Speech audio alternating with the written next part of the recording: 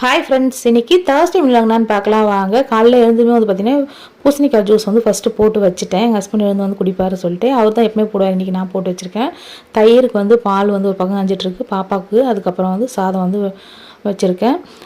இன்றைக்கி வந்து வாழைக்காய் வறுவல், அதுக்கப்புறம் வந்து கீரை பொரியல், புளி சாதம். இதுதான் இன்றைக்கி லஞ்சுக்கு வந்து ப்ரிப்பரேஷன் பண்ணிகிட்டே இருக்கேன். வாழைக்காய் வறுவல் சிம்பிளாக பண்ணிடலாம். வெங்காயம், தக்காளி, இஞ்சி பூண்டு பேஸ்ட்லாம் நல்லா வதக்கிட்டு வாழைக்காய் சேர்த்து நல்லா வதங்கினதுக்கப்புறமா மிளகாத்தூள், உப்பு, தண்ணி லைட்டாக தெளித்து சிம்மில் வச்சு வதக்கி எடுத்தால் சூப்பராக இருக்கும். கீரை பொரியல் நான் தனியாக ரெசிபி எடுத்திருக்கேன். அதுக்கப்புறம் பாப்பா எழுந்து வந்துட்டாங்க. அவங்க அண்ணா ஹக் பண்ணாங்க சொல்லிட்டு அவங்களும் வந்து ஹக் பண்ணிட்டாங்க. லஞ்ச் எல்லாமே பேக் பண்ணி வச்சுட்டேன்.